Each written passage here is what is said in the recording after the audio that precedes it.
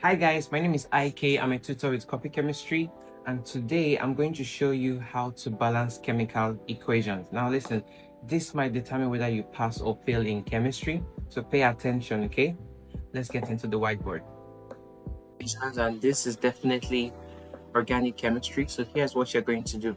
The first thing you want to do is to balance the carbons first. So you see that there are 3 carbons here, carbon equals 3 here, and here carbon equals 1. So what you have to do to balance that is to put a 3 here real quick. Okay, that's the first thing you have to do.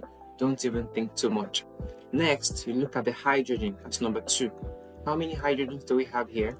8. And here is what? 2. So we have to put a 4 right here to balance the hydrogen. Now the hydrogen is 8. And of course, this has been settled already as 3. So after balancing the carbon and the hydrogen, the last thing is the oxygen, and we'll be done. So let's check the oxygen. Originally, the oxygen here is 2, whereas here you have 3 times 2, which is 6, and 4 times 1, which is 4.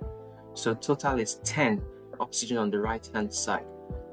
So what do you have to do? You put a 5 here to make this 10 as well, and everything is balanced. So this is how you do it. No long talks, just this. Okay, I'll see you on the next one.